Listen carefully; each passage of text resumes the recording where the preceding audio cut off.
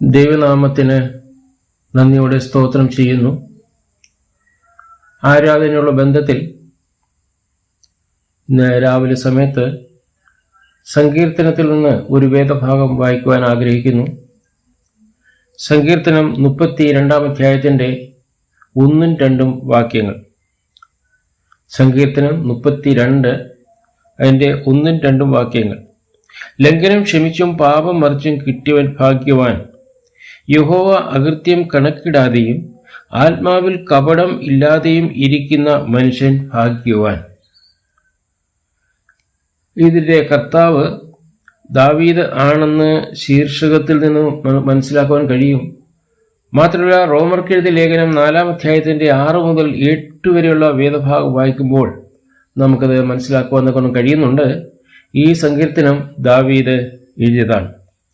അതുമാത്രമല്ല, ഈ 32 അധ്യായം ദാവീദ് എഴുതുന്നത് സങ്കീർത്തനം 51 ശേഷമായിരിക്കണം എന്ന് നമുക്ക് വിചാരിക്കുവാൻ കഴിയും. കാരണം തൻ്റെ ലംഘനം ക്ഷമിച്ചു, പാപം മറിച്ചു, അകൃത്യം കണക്കിട്ടില്ല എന്ന് 3 കാര്യങ്ങൾ പറയുമ്പോൾ ഈ മൂന്നിലും താൻ അകപ്പെട്ടിരുന്നു. അഥവാ താൻ ലംഘനത്തിലായിരുന്നു, താൻ പാപത്തിലായിരുന്നു, താൻ അകൃത്യത്തിലായിരുന്നു എന്ന് നാം മനസ്സിലാക്കുന്നു. അങ്ങനെയെങ്കിൽ 51 സങ്കീർത്തനത്തിൽ താൻ്റെ എഴുതിയതായിരിക്കുന്ന 51 ബേർശവ്യവുമായിട്ടുള്ള ലംഘനത്തിനും തുടർന്നുള്ള പാപക്ഷമയ്ക്ക് ശേഷമാണ് ഇത് എഴുതിയത് എന്ന് നമുക്ക് മനസ്സിലാക്കുവാൻ കഴിയും. തൻ്റെ സ്വന്തം അനുഭവമാണ്.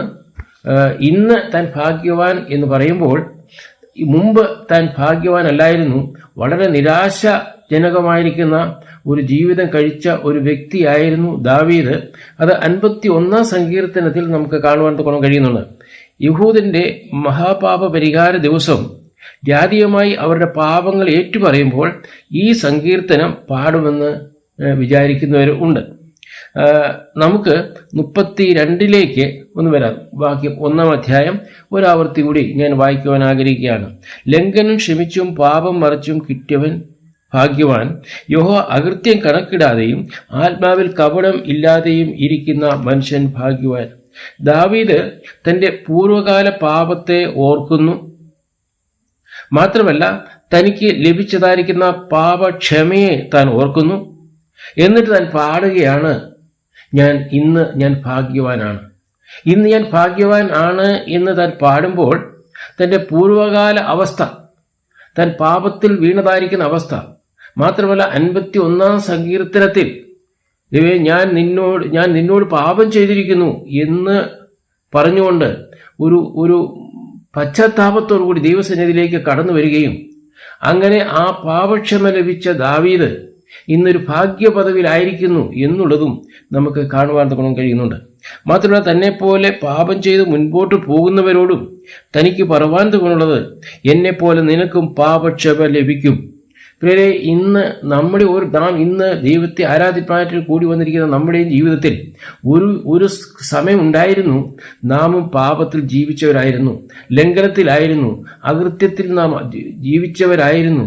എന്നാൽ ഇന്ന് നാം ഇവിടെ കടന്നു വന്നിരിക്കുമ്പോൾ ദാവീദിനെ പോലെ നമുക്ക് പറയുവാൻ കഴിയും, എൻ്റെയും പാപം അവിടുന്ന് ക്ഷമിച്ചു തന്നു, എൻ്റെ ലംഘനത്തെ മറച്ചു, എൻ്റെ പാപത്തെ ക്ഷമിച്ചു, എൻ്റെ അകൃത്യം അവൻ കണക്കിട്ടില്ല എന്ന് പറഞ്ഞ് ഞാനൊരു ഭാഗ്യവാനാണെന്ന് പറഞ്ഞുകൊണ്ട് ദൈവത്തെ ആരാധിപ്പാൻ നമുക്ക് കഴിയുന്നു. ആ ഒരു സന്തോഷം നമുക്ക് അനുഭവിപ്പാൻ ഇന്ന് രാവിലെ സമയത്ത് നമുക്ക് കഴിയുന്നു. അതോർത്ത് നമുക്ക് ദൈവത്തെ സ്തുതിക്കാം.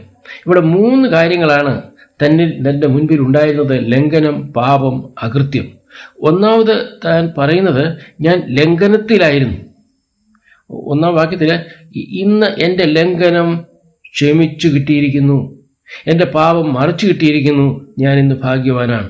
നമുക്ക് എഫെസ്യർക്ക് എഴുതിയ ലേഖനം 2 അധ്യായം 1 വാക്യത്തിൽ ഇപ്രകാരം പറയുന്നുണ്ട്, അതിക്രമങ്ങളാലും പാപങ്ങളാലും മരിച്ചവരായിരുന്ന നിങ്ങളെയും അവൻ ഉയർപ്പിച്ചു. അപ്പോൾ പ്രിയരെ, നാം ഇന്ന് രാവിലെ ദൈവത്തെ ആരാധിപ്പാനായിട്ട് കടന്നു വന്നിരിക്കുമ്പോൾ ദാവീദിൻ്റെ ആ പൂർവ്വ അവസ്ഥയിലേക്ക് നോക്കിക്കൊണ്ട് നമുക്ക് പറയുവാൻ കഴിയും, നാമും പാപത്തിൽ ജീവിച്ചവരായിരുന്നു, അതിക്രമങ്ങളാലും പാപങ്ങളാലും നാമും മരിച്ചവരായിരുന്നു. എന്നാൽ നമ്മെ ഉയർപ്പിച്ച ഒരുവനുണ്ട്, അതാണ് നമ്മുടെ കർത്താവായ യേശു ക്രിസ്തു. അവൻ നിങ്ങളെയും ഉയർപ്പിച്ചു. എങ്ങനെയാണ് പാപം പ്രവേശിച്ചത്? റോമർക്കെഴുതിയ ലേഖനം 5:12 നാം കാണുന്നുണ്ട്. അതുകൊണ്ട് ഏകമനുഷ്യനാൽ പാപവും പാപത്താൽ മരണവും ലോകത്തിൽ കടന്നു. ഇങ്ങനെ എല്ലാവരും പാപം ചെയ്യാൽ മരണം സകല മനുഷ്യരിലും പരന്നിരിക്കുന്നു. നാം പാപികളായി തീർന്നു. ആ ജന്മനാ പാപം, കർമ്മപാപം. ആ ജന്മന പാപത്തിന് കാരണം ആദി മനുഷ്യനാൽ നാം ഓരോരുത്തരും പാപികളായിത്തീരുന്നു. നാം മരിച്ചവരായിരുന്നു. എന്നാൽ നമ്മുടെ പാപങ്ങൾക്ക് വേണ്ടി ക്രിസ്തു മരിച്ചു.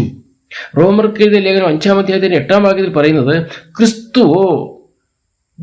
ക്രിസ്തുവോ നാം പാപികളായിരിക്കുമ്പോൾ തന്നെ നമുക്ക് വേണ്ടി മരിക്കിയാൽ ദൈവം തനിക്ക് നമ്മോടുള്ള സ്നേഹത്തെ പ്രദർശിപ്പിക്കുന്നു. അപ്പോൾ പാപികളായിരിക്കുന്ന നാം, പാപ സ്വഭാവത്തോടുകൂടി ജീവിച്ച നാം, പാപ അതിക്രമങ്ങൾ ചെയ്തുകൊണ്ട്, ലംഘനത്തിൽ അകപ്പെട്ട് അകൃത്യം ചെയ്തുകൊണ്ട് നാം മുൻപോട്ട് പോയിരിക്കുന്ന നമ്മെ വിടുവിച്ചത് എപ്രകാരം എന്ന് ചോദിച്ചു കഴിഞ്ഞാൽ, റോമർക്കെഴുതിയ ലേഖനം 5-ാം അധ്യായം 8-ാം വാക്യത്തിൽ പറയുന്നു, ക്രിസ്തുവോ നാം പാപികളായിരിക്കുമ്പോൾ തന്നെ നമുക്ക് വേണ്ടി മരിച്ചു. നാം പാപികളായി ജീവിച്ചപ്പോൾ നമുക്ക് വേണ്ടി മരിച്ചു.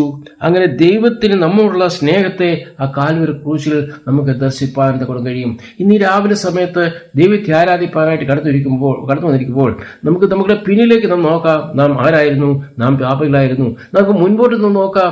നമുക്ക് വേണ്ടി ആ കാൽവരി ക്രൂശിൽ ചൊരിഞ്ഞതായിരിക്കുന്ന രക്തം അത് എപ്രകാരമായിരുന്നു എന്നുള്ളത്. വേറൊരു വാക്യം ഞാൻ വായിക്കട്ടെ. 1 കൊരിന്ത്യർ 15-ാം അധ്യായത്തിന്റെ 3-ാം വാക്യത്തില്, ക്രിസ്തു നമ്മുടെ പാപങ്ങൾക്ക് വേണ്ടി തിരുവെഴുത്തുകളിൻ പ്രകാരം മരിച്ചു, അടക്കപ്പെട്ടു, 3-ാം നാൾ ഉയർത്തെഴുന്നേറ്റു. കർത്താവായ യേശു ക്രിസ്തു എന്തിനു മരിച്ചു? കർത്താവായ യേശു ക്രിസ്തു എന്തിന് അടക്കപ്പെട്ടു? കർത്താവായ യേശു ക്രിസ്തു എന്തിന് ഉയർത്തെഴുന്നേറ്റു? വളരെ വ്യക്തമായി പറയുന്നു, ക്രിസ്തു നമ്മുടെ പാപങ്ങൾക്ക് വേണ്ടി. നാം പാപികളായിരിക്കുന്ന നമ്മെ ഈ ആരാധനാലയത്തിലേക്ക് കൊണ്ടുവരുവാൻ തക്കവണ്ണം, ദൈവത്തെ സ്തുതിപ്പാൻ, ദൈവത്തെ മഹത്വപ്പെടുത്തുവാൻ തക്കവണ്ണം യോഗ്യരാക്കി തീർക്കേണ്ടതിനായിട്ട് നമ്മുടെ കർത്താവായ യേശു ക്രിസ്തു തിരുവെഴുത്തുകളും പ്രകാരം മരിച്ചു, അടക്കപ്പെട്ടു, 3-ാം ദിനം ഉയർത്തെഴുന്നേറ്റു. വേറൊരു ഭാഗം കൂടി ഞാൻ വായിക്കുവാൻ ആഗ്രഹിക്കുകയാണ്. 1 പത്രോസ് 2:24, നാം പാപം സംബന്ധിച്ച് മരിച്ച് നീതിക്ക് ജീവിക്കേണ്ടതിന് അവൻ തന്റെ ശരീരത്തിൽ നമ്മുടെ പാപങ്ങളെ ചുമന്നുകൊണ്ട് ക്രൂശിന്മേൽ കയറി. നമ്മുടെ പാപങ്ങൾ വഹിച്ചുകൊണ്ട് ക്രൂശിന്മേൽ കയറിയതായിരിക്കുന്ന ഒരു കർത്താവിനെ നമുക്ക് കാണുവാൻ കൊണ്ടും കഴിയുന്നുണ്ട്. നമുക്ക് വിമോചനം പൂർണ്ണമായി സൗജന്യമാണ്. യേശു ക്രിസ്തുവിന്റെ കഷ്ടാനുഭവം നമ്മുടെ ശിക്ഷയിൽ നിന്നുള്ള വിമുക്തി നമുക്ക് തരുന്നു. അവന്റെ ബന്ധനമാണ് നമുക്ക് സ്വാതന്ത്ര്യവും, അവന്റെ ശിക്ഷ നമുക്ക് സമാധാനവുമായി. അതുകൊണ്ടാണ് പ്രവാചകൻ പറയുന്നത്, നമ്മുടെ സമാധാനത്തിനായുള്ള ശിക്ഷ അവന്റെ മേലായി, അവന്റെ അടിപ്പിണരാൽ നമുക്ക് സൗഖ്യം വന്നിരിക്കുന്നു. ഇവിടെ ഞാൻ ഒരു വേദഭാവം കൂടി വായിക്കുവാൻ തക്കണം ആഗ്രഹിക്കുന്നു. യെശയ്യാ പ്രവചനം 53-ാം അധ്യായത്തിലേക്ക് നമുക്കൊന്ന് കടന്നു വരാം. 53-ന്റെ 5-ാം വാക്യത്തിലെ യെശയ്യാവ് 53-5, എന്നാൽ അവൻ നമ്മുടെ അതിക്രമങ്ങൾ നിമിത്തം മുറിവേറ്റും നമ്മുടെ അകൃത്യങ്ങൾ നിമിത്തം തകർന്നുമിരിക്കുന്നു. നമ്മുടെ സമാധാനത്തിനായുള്ള ശിക്ഷ അവന്റെ മേലായി, അവന്റെ അണിപ്പിഴലുകളാൽ നമുക്ക് സൗഖ്യം വന്നിരിക്കുന്നു. അതേ പ്രിയരെ, നമ്മുടെ അകൃത്യത്തിനായിട്ട്, നാം ചെയ്ത അതിക്രമത്തിനായിട്ട്, നമ്മുടെ അകൃത്യത്തിനു വേണ്ടി ഒരുവൻ മുറിവേറ്റു എന്നാണ് നമുക്ക് കാണുവാൻ കഴിയുന്നത്. നാം ഇവിടെ ദൈവത്തെ ആരാധിപ്പാനായിട്ട് കടന്നു വന്നിരിക്കുമ്പോൾ നാം ഒരു കാര്യം നാം മനസ്സിലാക്കുക, അതെ, നാം അകൃത്യത്തിൽ ജീവിച്ചവരായിരുന്നു. അത് സവിസംഗതൻകാരികൾ പറയുന്നുണ്ട്, അകൃത്യത്തിൽ ഞാൻ ഉരുവായി, പാപത്തിൽ എൻ്റെ അമ്മ എന്നെ ഗർഭം ധരിച്ചു. അങ്ങനെ പാപത്തിൽ ജീവിച്ച്, പാപത്തിൽ ജനിച്ച്, അകൃത്യത്തിൽ ഉരുവായി, അകൃത്യത്തിൽ ജീവിച്ചായിരിക്കുന്ന എന്നെ നിങ്ങളെയും ഈ സ്ഥാനത്തേക്ക് കൊണ്ടുവരുവാൻ തക്കണം. അവിടെ 5-ാം വാക്യത്തിൽ പറയുന്നത്, അവൻ നമ്മുടെ അതിക്രമങ്ങൾ നിമിത്തം മുറിവേറ്റും നമ്മുടെ അതിക്രമങ്ങൾ നിമിത്തം തകർന്നും ഇരിക്കുന്നു. അതേ തന്നെ 53-ന്റെ 12-ാം വാക്യത്തിൽ നാം ഇപ്രകാരം, 10-ാം വാക്യത്തിൽ ഇപ്രകാരം നാം വായിക്കുന്നുണ്ട്, അവന്റെ പ്രാണൻ ഒരു അകൃത്യയാഗമായി തീർന്നു. അവന്റെ പ്രാണൻ ഒരു അകൃത്യയാഗമായി തീർന്നു. അതേ പ്രിയരെ, നാം ഇനി ദൈവത്തെ ആരാധിക്കുമ്പോൾ നാം ഓർക്കേണ്ടതായിരിക്കുന്ന ഒരു വസ്തുത, ദാവീദ് പറഞ്ഞതുപോലെ 1-2 വാക്യങ്ങൾ പറഞ്ഞിരിക്കുന്ന പോലെ, ലംഘനം ക്ഷമിച്ചും പാപം മറിച്ചും കിട്ടിയ മനുഷ്യൻ ഭാഗ്യവാൻ. അതെ, അകൃത്യം കണക്കിടാതിരിക്കുന്ന മനുഷ്യൻ ഭാഗ്യവാൻ എന്ന് പറയുമ്പോൾ നാം ഈ ഭാഗ്യവതിയിലേക്ക് കൊണ്ടുവന്നത് പ്രകാരമായിരുന്നു. ആദാമിന്റെ ആ പഴയ പൂർവ്വ സ്വഭാവത്തിൽ നാമുമായിരുന്നു. ആ പ്രവർത്തനങ്ങൾ ചെയ്തുകൊണ്ട് നാം ജീവിച്ചതായിരിക്കുന്നു. എന്നാൽ നമ്മുടെ കർത്താവായ യേശുക്രിസ്തുവിന്റെ കാൽവരി ക്രൂശിലെ മരണത്താൽ എനിക്ക് നിങ്ങൾക്കും വിടുതൽ തന്ന് ദൈവം നമ്മെ ആക്കി വെച്ചിരിക്കുന്നു. ഇവിടെ 1-2 വാക്യങ്ങളിൽ 3 കാര്യങ്ങളാണ് പറയുന്നത്. ലംഘനം ക്ഷമിച്ചു, പാപം മറിച്ചു, അകൃത്യം കണക്കിട്ടില്ല. എന്നാൽ നമുക്ക് 32 സങ്കീർത്തനത്തിലേക്ക് നാം കടന്നു വരുമ്പോൾ നമുക്ക് അതിൻ്റെ ലാസ്റ്റ് 11 വാക്യമാണെന്ന് തോന്നുന്നു. അവിടെ അതൊന്ന് വായിച്ചുകൊണ്ട് എൻ്റെ വാക്കുകൾ അവസാനിപ്പിക്കുവാൻ ആഗ്രഹിക്കുന്നു. 32 സങ്കീർത്തനത്തിൻ്റെ അവസാന ഭാഗം ഇപ്രകാരമാണ് കാണുന്നത്.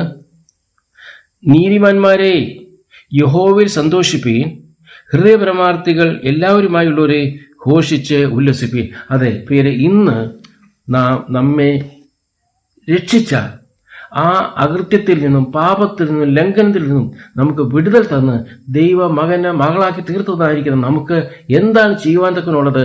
3 കാര്യങ്ങൾക്ക് നാം അടിമകളായിരുന്നു. എന്നാൽ 3 കാര്യങ്ങൾക്ക് അടിമകളായ നാം ഇന്ന് 3 കാര്യങ്ങൾ ചെയ്യുവാൻ തക്കണം ദൈവം നമ്മോട് പറയുന്നു. അതെന്താണെന്ന് വെച്ചാൽ 11 അധ്യായത്തിൽ എന്താണ് പറയുന്നത്?